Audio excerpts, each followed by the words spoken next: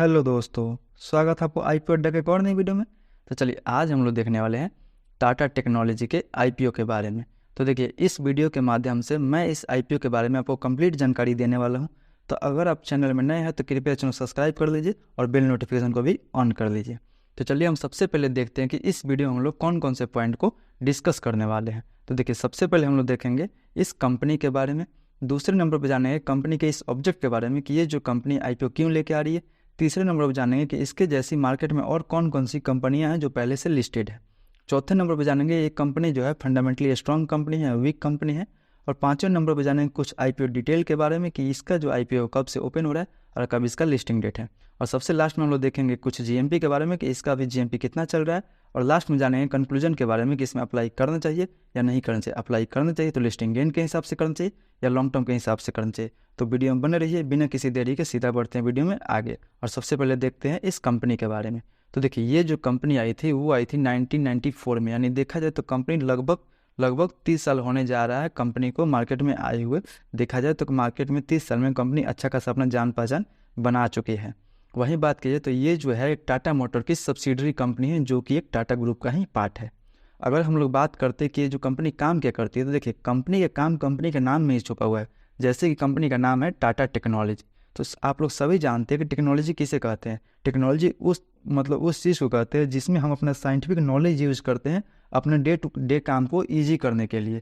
जैसे कि कोई काम है उसको ईजी करना है, हम उसमें साइंटिफिक नॉलेज यूज़ करके उसको काम को ईजी करते हैं, उसी काम को टेक्नोलॉजी के नाम दिया जाता है। तो ये जो कंपनी है वो ज़्यादातर पूरा ग्लोबल पूरे विश्व में इंजीनियरिंग सर्विस प्रोवाइड करती है, वो भी डिजिटल सोल्यूशन का इंजीनियरिंग सर्विस।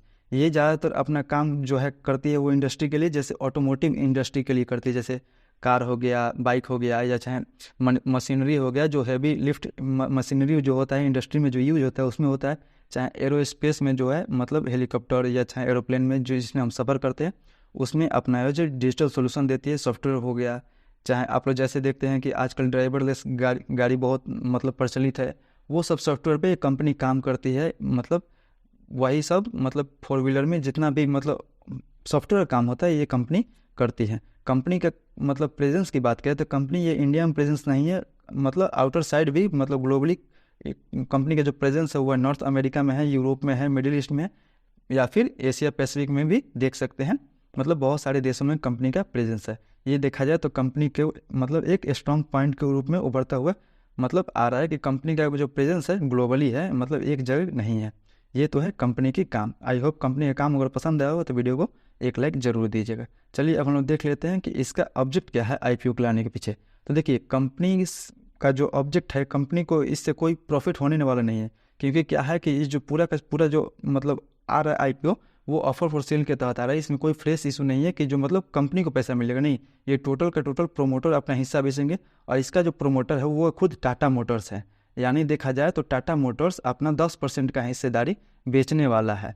तो 10% का हिस्सेदारी बेच के जो पैसा मिलेगा वो टाटा मोटर्स को मिलेगा, इस कंपनी को कुछ नहीं मिलने वाला है। हाँ, ये इसका जो बेनिफिट होगा कि ये एक्सचेंज पे लिस्ट हो जाएगी, जिसका इसका और ब्रांड इमेज बढ़ जाएगा। तो ये तो है कंपनी के ऑब्जेक्ट की बात।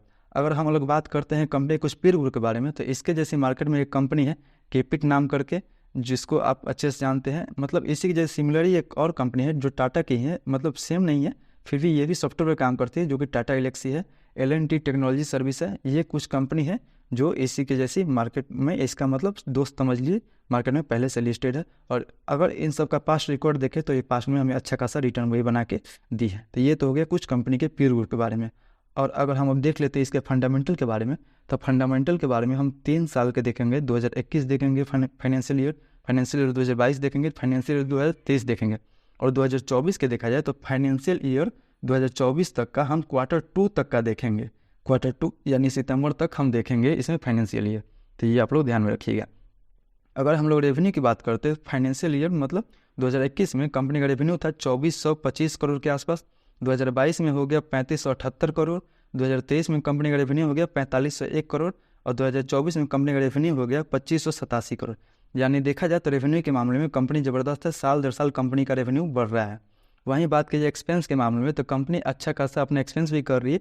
2021 में कंपनी का एक्सपेंस था 2105 करोड़, 2022 में हो गया 2992 करोड़, 2023 में 3706 करोड़ और 2024 में 2121 करोड़। यानी देखा जाए तो एक्सपेंस में कंपनी अच्छा खासा कर रही है अपने मतलब बिजनेस को प्रमोट करने में, बिजनेस को बढ़ाने में। वहीं बात करते हैं अभी प्रॉफिट का, तो कंपनी का प्रॉफिट जो है 2021 में था 239 करोड़, 2022 में कंपनी का प्रॉफिट हो गया 436 करोड़, 2023 में कंपनी का प्रॉफिट हो गया 624 करोड़ और 2024 में कंपनी का प्रॉफिट है अभी तक 351 करोड़। यानी देखा जाए तो प्रॉफिट के मामले में कंपनी ज़बरदस्त नज़र करते हुए आ रही है। वहीं बात करते हैं 2022 से 2023 तक का कंपनी का जो प्रॉफिट है वो 42% के हिसाब से बढ़ा है। यानी देखा जाए तो कंपनी का जो प्रॉफिट है ज़बरदस्त बढ़ा हुआ है 2022 से 2023 के बीच में। वहीं बात करते हैं रिजर्व एंड सरप्लस का, तो कंपनी अच्छा खासा अपने पास रिजर्व एंड सरप्लस ही बरकरार रखी है। 2021 में बात करें तो 1897 करोड़ के आसपास था। वहीं 2022 में कंपनी के पास रिजर्व 2028 करोड़ के आसपास था। वहीं 2023 में कंपनी के पास 2605 करोड़ के आसपास था। और अभी तक बात की जाए जो 2024 के फाइनेंशियल ईयर का, तो 2455 करोड़ के आसपास कंपनी के पास रिजर्व पड़ा है, जो कि काफ़ी अच्छी बात है इस कंपनी के लिए। वहीं बात करते हैं टोटल उधारी का, कंपनी के पास कितना उधारी है, तो कंपनी का उधारी मतलब कंपनी के पास कोई समझे तो कंपनी डेप्ट फ्री कंपनी है, कंपनी के पास कोई उधारी नहीं है, बहुत ही कम, यानी कोई मतलब नेग्लिजिबल कंपनी के पास उधारी है। ये कंपनी का एक प्लस पॉइंट है, कंपनी के लिए बहुत ही अच्छी बात है कि कंपनी के पास कोई उधारी नहीं है। ये तो है कुछ फंडामेंटल की बात। और हम कुछ इंडिकेटर देख लेते हैं। तो देखिए कंपनी का जो मार्केट कैप है वो है 20,283 करोड़ के आसपास है। और कंपनी का पी वैल्यू देखते हैं तो 32 के पी पे लिस्ट होने जा रही है, जबकि मार्केट का पी है 25 का। यानी देखा जाए तो अपने पी से मतलब इंडस्ट्री पी से कुछ हाई वैल्यूएशन पर लिस्ट हो रही है, लेकिन मतलब इतना अच्छा ब्रांड है कंपनी का कि मतलब पी इसमें इतना मैटर नहीं करता है, जो कि मतलब ठीक वैल्यूएशन पे लिस्ट होने जा रही है। ऐसा नहीं है कि हाँ पूरा हाई है, कंपनी को देखते हुए ठीक वैल्यूएशन पे लिस्ट होने जा रही है। वहीं डेब्ट टू इक्विटी देखा जाए तो 0.008 का है, यानी देखा जाए तो एक मतलब ना ही समझिए कि इसमें डेप्ट ना ही के बराबर है। वहीं रिटर्न ऑन इक्विटी देखा जाए तो 27% का है, जो कि काफ़ी अच्छा है। और रिटर्न ऑन कैपिटल एम्प्लॉयड देखा जाए तो 31% का है, ये भी काफ़ी अच्छा है। अर्निंग पर शेयर देखा जाए तो 15 रुपये के आसपास का है। और रिटर्न ऑन नेटवर्थ देखा जाए तो 20% के ऊपर है, जो कि अच्छा ही है। ये तो हो गए कुछ और इंडिकेटर के बारे में।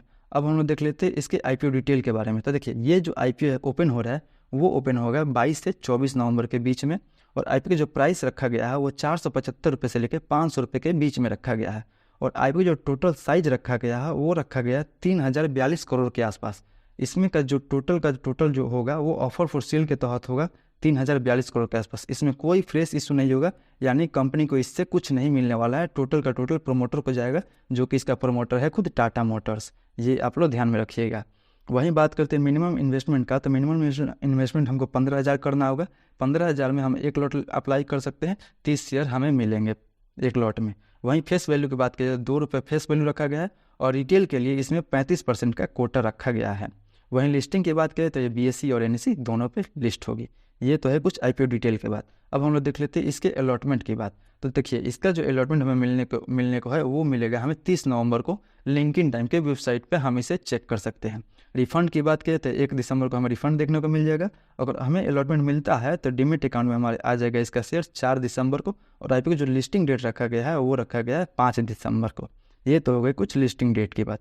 अब हम लोग देख लेते हैं इसके GMP की बात कि मार्केट में इसका कितना अभी GMP चल रहा है। तो देखिए अभी तक मार्केट में इसका तो काफ़ी हाई डिमांड चल रहा है GMP के मामले में। देखिए GMP देखा जाए तो 65 से 70% का अभी GMP चल रहा है मार्केट में, जो कि बरकरार है, काफ़ी अच्छा खासा GMP इसका। अगर 70% के हिसाब से देखते हैं तो हमें पर शेयर 350 रुपये प्रॉफिट बता रहे, 30 शेयर का लॉट है। उस हिसाब से देखते हैं तो हमें 10,500 के करीब में इसमें प्रॉफिट देखने को मिल सकता है, जो कि काफ़ी अच्छा है इस IPO के लिए।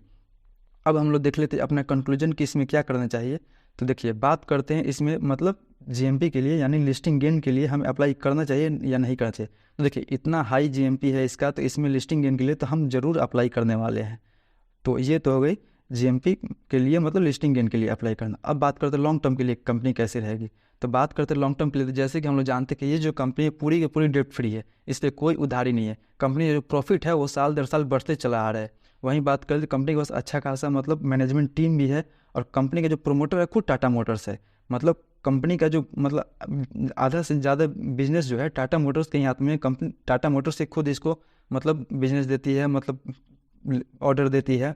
तो देखा जाए तो कंपनी के लिए अच्छी बात है कि इसको मतलब सभी जगह से ऑर्डर मिलते हैं, अब ग्लोबली प्रेजेंस है कंपनी का, ये तो कंपनी के लिए और अच्छी बात है। यानी देखा जाए तो लॉन्ग टर्म के लिए कंपनी भी अच्छी है, मतलब जितना आप इसको होल्ड करिए उतना ही आपको ये बेनिफिट देने वाली ये कंपनी है।